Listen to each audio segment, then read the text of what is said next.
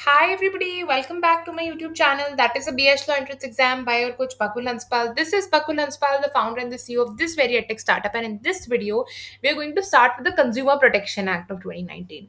अगर आपको पता हो पिछली भी मैंने एक वीडियो बना रखी है, कभी तो बनाई थी मैंने कंज्यूमर प्रोटेक्शन पर एंड वो स्पेसिफिकली लीगल स्टडी से पर्टेन करती थी. तो अगर आप क्लैट के लिए अपीयर कर रहे हो, अगर किसी भी लॉ एंट्रेंस एग्जाम के लिए अपीयर कर रहे हो या फिर आप लीगल स्टडीज पढ़ रहे हो अपने स्कूल के लिए, तो वो वीडियो उसके लिए रेलिवेंट थी. लेकिन आज हम consumer protection act 2019 bare act से करने वाले हैं, जहां पर अगर आप एक लॉ स्टूडेंट हो, आपके सिलेबस में कंज्यूमर प्रोटेक्शन एक्ट होगा. आप ड्यू के स्टूडेंट हो तो टॉर्ट्स और कंज्यूमर प्रोटेक्शन और मोटर व्हीकल्स एक्ट एक साथ आता है, या मेजरली वो टॉर्ट्स के साथ ही कंज्यूमर प्रोटेक्शन और मोटर व्हीकल्स आ जाता है. सो हम कंज्यूमर प्रोटेक्शन आज करने वाले हैं from the perspective of your law school exams. And अगर आपने क्लास में ठीक से नहीं पढ़ा है या फिर आपको डाउट है कंज्यूमर प्रोटेक्शन में, so today we are going to cover it. So ये पूरी सीरीज है जो हम चलाने वाले हैं एंड ये एक्ट आराम से हो जाएगा, बहुत सिंपल सा है.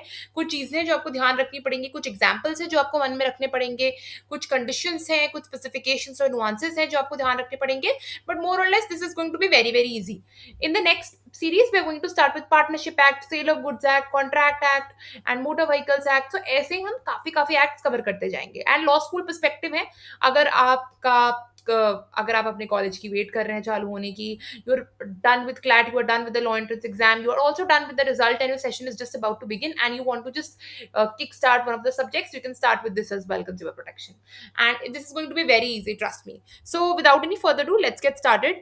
So consumer protection हमने पहले भी पढ़ रखा है. पहले there used to be the Consumer Protection Act of 1986, right? Let me change the color pen. I think I should take red, right?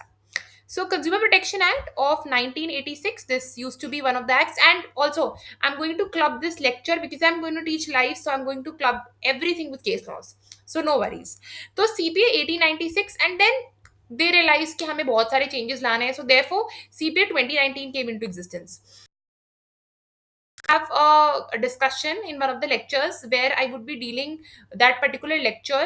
Like, I think personally that if I pick up teaching any topic like thoughts, then I can have a separate lecture on medical negligence. But I think that I could have this lecture in this session as well of consumer protection. So in one of the sessions, we'll have a full-fledged discussion on medical negligence because I had written a research paper on that. So I think that having a discussion on medical negligence would also make a lot of sense because again, it's a very trending topic. You would see the Association of Healthcare Workers, they've gone to the Supreme Court so that again they could get clarification whether medical services comes within the ambit of consumer protection act or not.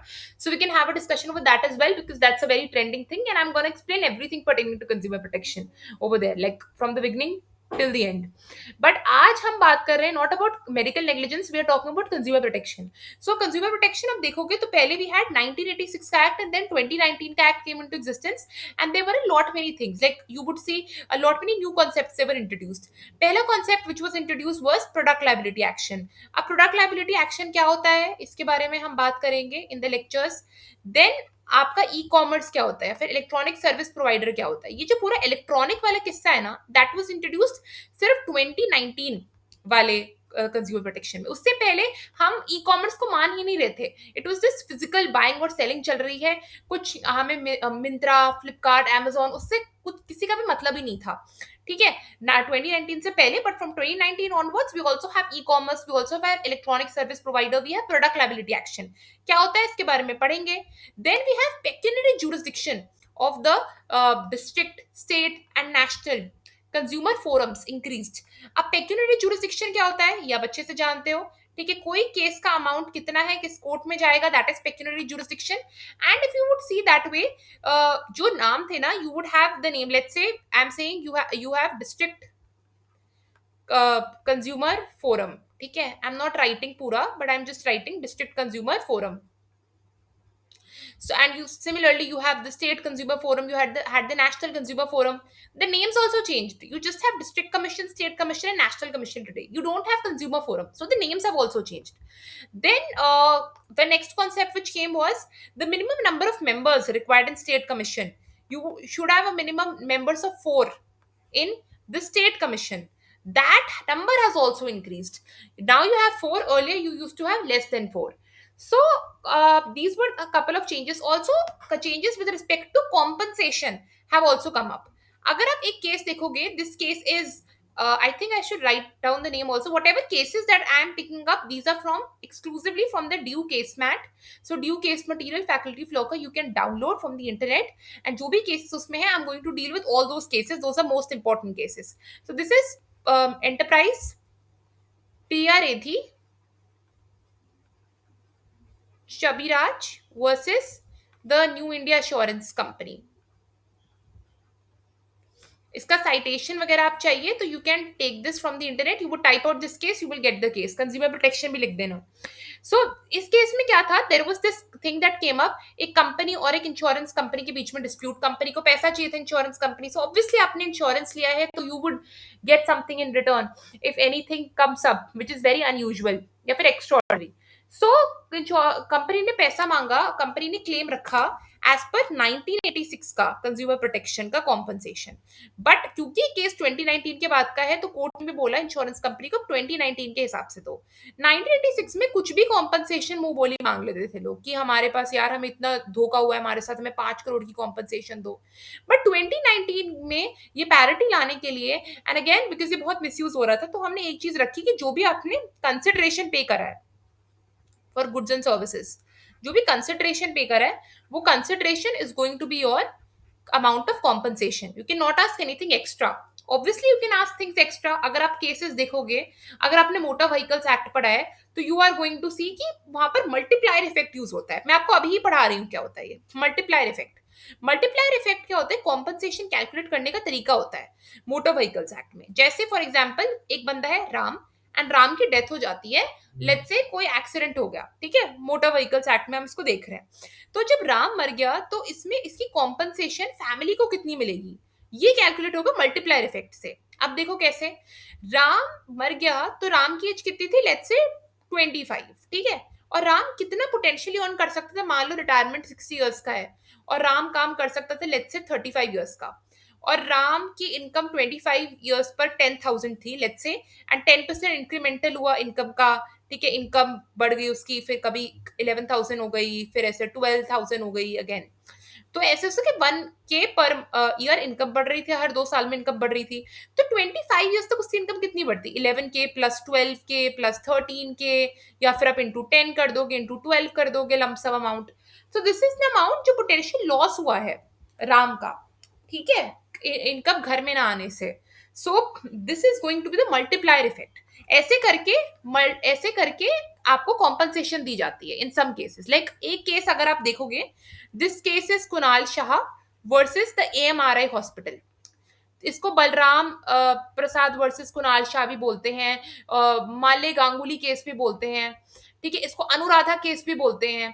तो इसके बहुत नाम है. Anuradha, Kunal Shah basically the husband of Anuradha जिसकी death हुई थी इस case में. ये केस मेडिकल नेग्लिजेंस का है, कंज्यूमर प्रोटेक्शन में आता है.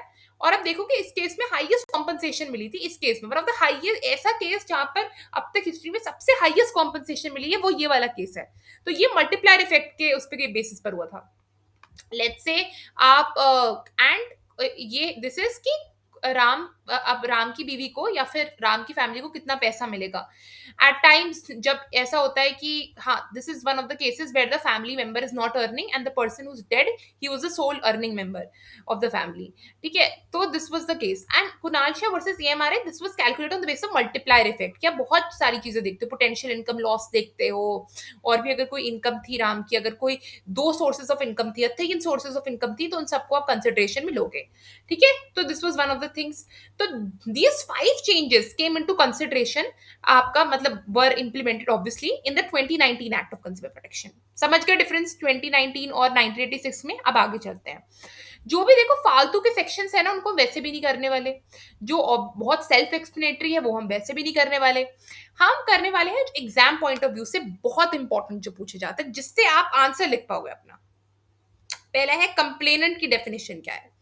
2 clause 5, रिमेंबर ये एग्जाम से पहले जो डेफिनेशन है 2 clause 5, 2 clause 6, 2 clause 7, 2 clause 46, 47, ये लर्न करके जाना, ठीक है, बहुत इंपॉर्टेंट है आंसर लिखने में. पहले कंज्यूमर कौन है, कंप्लेनेंट कौन है, कंज्यूमर. कंज्यूमर की डेफिनेशन क्या है, 2 clause 7 में अभी पढ़ेंगे, ठीक है. एनी वॉलंटरी कंज्यूमर एसोसिएशन जो रजिस्टर्ड है एनी लॉ में, जो कंज्यूमर्स के लिए काम करती है, कोई भी ऐसी एसोसिएशन. जो रजिस्टर्ड हो, लेकिन ठीक है। Central government, state government, central authority is nothing but the central consumer protection authority, उसको सेंट्रल अथॉरिटी भी बोलते हैं। इसके बारे में भी पढ़ेंगे section 10। Where there are numerous consumers having same interest, this is class action suit। Class action suit US का कॉन्सेप्ट है।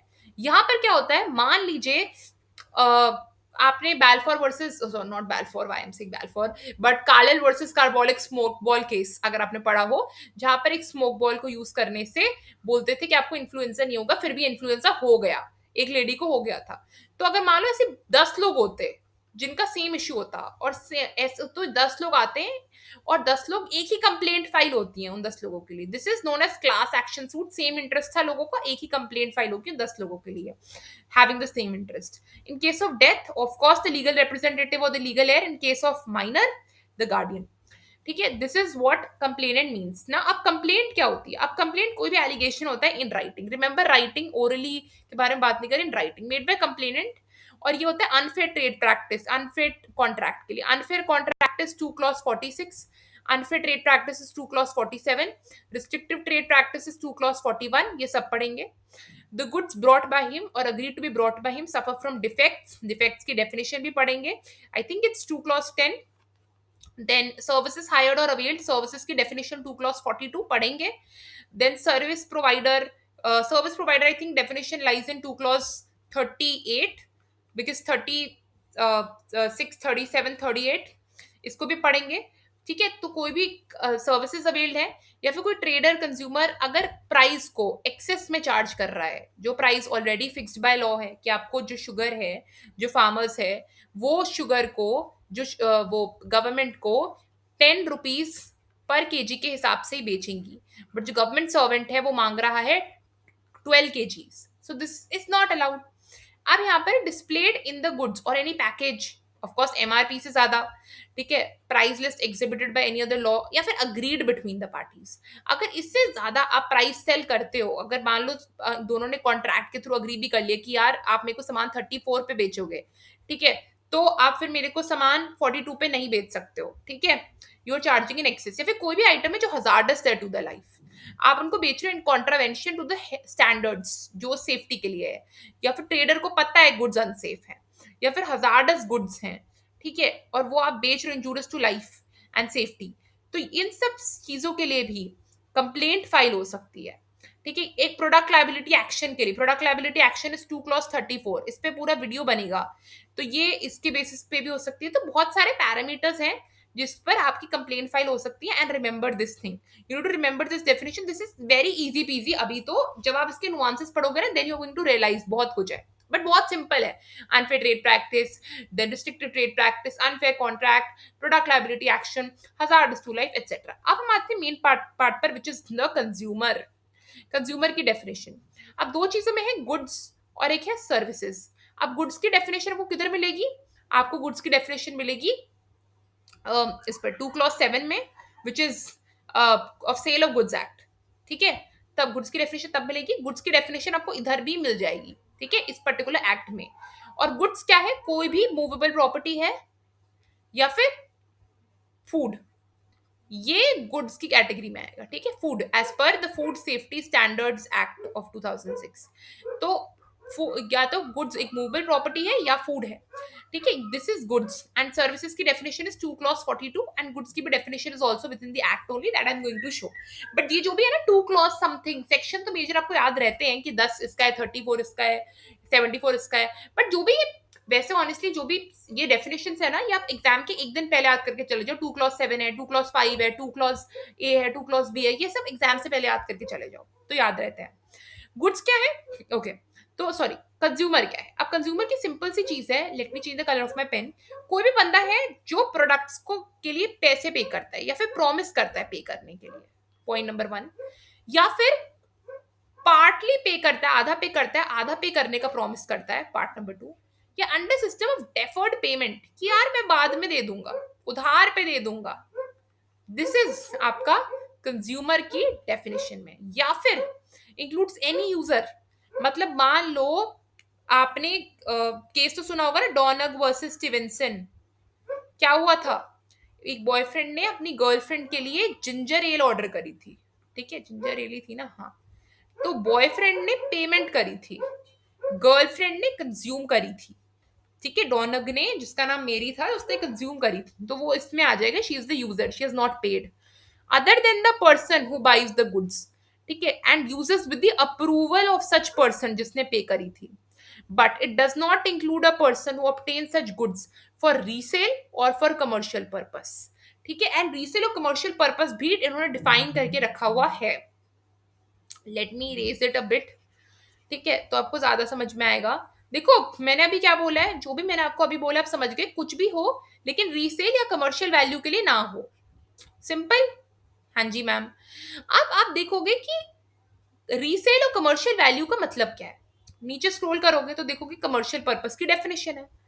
Commercial purpose does not include use by person brought exclusively by him for the purpose of earning his livelihood by means of self employment. इसका मतलब अगर मैं कुछ self employment के लिए use कर रही हूँ तो it is not a commercial purpose, right. तो कमर्शियल पर्पस करूंगी कैसे मैं डिटरमिन, इसका एक केस है। यहां पर I am writing this case, Lakshmi engineering center या industries versus PSG agencies. Lakshmi engineering ने कुछ मशीनरी ऑर्डर करी पीएसडी एजेंसी से, और वो मशीन में क्या थे, डिफेक्ट्स। पीएसडी ने बोला आप मेरे को सीपीए में सू नहीं कर सकते क्योंकि आप कंज्यूमर नहीं हो। क्यों भाई, कंज्यूमर क्यों नहीं है? क्योंकि आपने कमर्शियल पर्पस के लिए आप मशीनरी ऑर्डर करी है। ठीक है भाई। लक्ष्मी ने बोला नहीं भाई, मैं तो अपने सेल्फ लाइवलीहुड के लिए ऑर्डर करी है। अगर आपके पास सेल्फ लाइवलीहुड है तो आप तो कमर्शियल पर्पस में आता ही नहीं, फिर तो कंज्यूमर हो। बट क्या पैरामीटर होता है देखने का कि कोई गुड कमर्शियल पर्पस के लिए है या फिर self employment, sorry self livelihood के लिए? वो है बिजनेस प्रॉफिट्स। देखा गया कि वो जो मशीन्स थी वो लक्ष्मी जी ने बहुत सारी मंगवाई हुई थी जो सोली फॉर प्रॉफिट्स के लिए था, तो इन दैट केस वो कमर्शियल पर्पस में आएगा और she would not be a consumer. So court ने जजमेंट दिया in favour of the PSD agencies. समझ में आया? बहुत सिंपल था। ठीक है, इतना यही था इसमें। It would be on the basis of business profits, this you can write in the exam. और ये देखा जाएगा नंबर ऑफ मशीन्स कितनी खरीदी है। एक मशीन खरीद रहे हो, ठीक है भाई, 50 मशीन खरीद रहे हो, right, it is again a matter of fact. ठीक है, तो I think we can move on to the next one. Okay, hire और avails of any service, same definition है, पे करी है, promise to pay, partly paid partly promise, deferred system में, या फिर कोई भी अदर बेनिफिशियरी है, वो यूजर हो गया, बॉयफ्रेंड वाला एग्जाम्पल जॉनक वर्सेस स्टीवेंसन।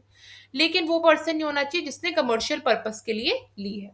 ठीक है, सिंपल है। डेफिनेशन समझ में आ गई कंज्यूमर की? ये सब लिखना है आपको कंज्यूमर की डेफिनेशन में, और ये भी लिखना है बाइज एनी गुड्स मतलब दोनों ऑनलाइन और ऑफलाइन ट्रांजैक्शंस में through electronic means, tele shopping, direct selling और मल्टी लेवल मार्केटिंग। अब डायरेक्ट सेलिंग क्या होता है मैम? आ जाओ नीचे। डायरेक्ट सेलिंग डेफिनेशन 2 क्लॉज 13, कुछ भी जो आप नेटवर्क ऑफ सेलर्स के थ्रू बेचते हो। घर घर जाकर लोग पॉलिसी बेचते हैं, मूवीज में देखा होगा आपने। This is what, this is direct selling. आपकी कोई परमानेंट वो नहीं है, आप परमानेंट शॉप के थ्रू नहीं बेच रहे हो, घर घर जाकर बेच रहे हो। आपने ऐसे रिटेलर्स बिछा रखे, सॉरी सेलर्स बिछा रखे हैं जो घर घर जाते हैं और सामान बेचते हैं। This is known as direct selling. Cool. I think video बहुत लंबी तो नहीं बन गई है। We can start with the next topic, we can start with consumer rights in the very next video, right? Till then, stay tuned. Bye.